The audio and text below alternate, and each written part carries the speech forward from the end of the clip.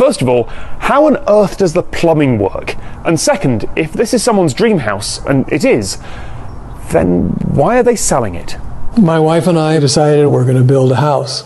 It just so happened this lot went on the market that same day. We happened to see the sign. We bought it. I'm trying to figure out what to build.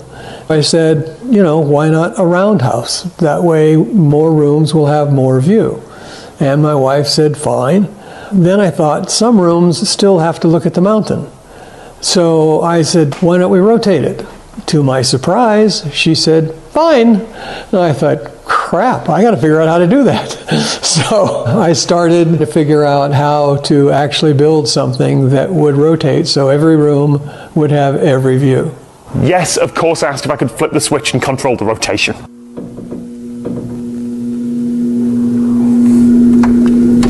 Go up to 1,000. Good. That's it. It's very strange to push a button and then have the world start to rotate around you. That's right. Lovely. My wife and I started construction in 2000. It took a good 2 years to get to the point where we had a structure. We did hire some people and had them working here, and I found that they would go home at 4 o'clock and I would be here till 7 fixing what they had done, because they're used to building square and this was round.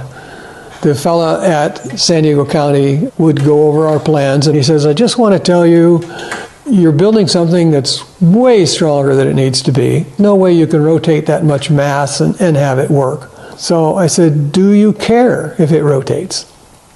He says, oh, I don't care if it rotates. And I said, well, then can we just agree to disagree and you let me go ahead and build the damn thing? And he said, all right. In doing all the calculations, I came up with needing a 5 horsepower motor. So I put in a 5 horsepower motor. Have you ever driven your car in 5th gear at 25 miles an hour? It goes like that, and that's how the house was moving. Cut it down to a 1.5 horsepower motor that goes through a 25-to-1 reduction transmission, a 71-to-1 torque hub that drives the two 16-inch in diameter wheels.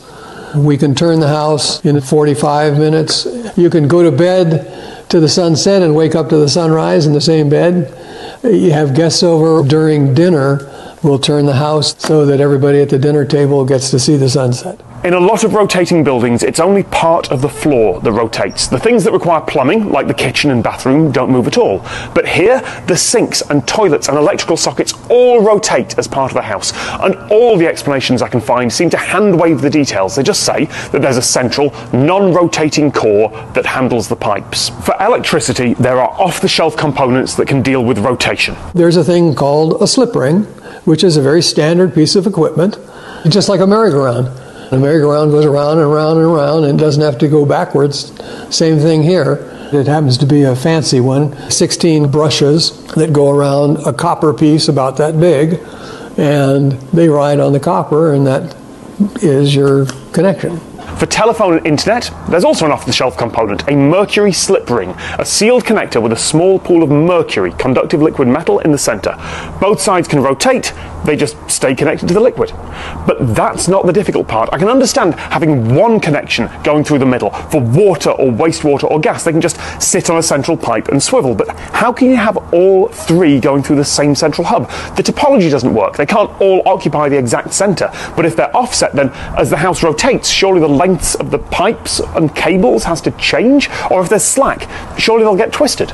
It turns out OWL has a very clever solution to that. Obviously, you don't want to mix the gas, the gray water, the sewer, the drinking water. So I designed a slip ring for those services. A big piece of steel, about that big around. This is fixed. We grooved it. It's about a 3-inch by 3-inch groove all the way around. Top groove is sewer. The next groove is gray water. The next groove is drinking water. The bottom groove is gas. And there are holes drilled through this from the sewer, from the gray water, and so forth. They're all separate holes that come out the bottom. Then there's a piece that comes down the outside. This piece rotates with the house. You have a sewer line that comes down and connects to the outer piece. And then you have gray water, then you have drinking water, then you have gas. There are seals in between each of these grooves. They're all alarmed. There's a seal, a sensor ring, and a seal. A seal, a sensor ring, and a seal, so forth, for all of them. You would have to have 2 seals and 2 sensors fail before you had any mixture of fluids. The seals are good for 75 years, so I don't think we're going to have a problem. Yes, I had to commission some graphics to explain this. It's really clever, and I did not understand it until Al explained it to me. It's like 4 intersecting funnels. The total maintenance once a year is to lube the bearings. We have a young man who has done it several times. It's done in an hour. Which brings me to the other big question I had. After designing and constructing this place, after 20 years of living here, why sell it? I've had 18 heart procedures. My wife is in perfect health. The odds of me outliving her are 0. She was born and raised in Coronado. We're moving back to Coronado because this is a complex house, even though I think it's simple. For her to try and teach somebody else how to run everything and do everything would be difficult if something happened to me. So we're just kind of jumping ahead, and Coronado's a pretty nice place to go. Will this place sell quickly? I don't know. I'm not a real estate agent, but I certainly hope that there'll be people who want to live somewhere with this view in a home that's this different.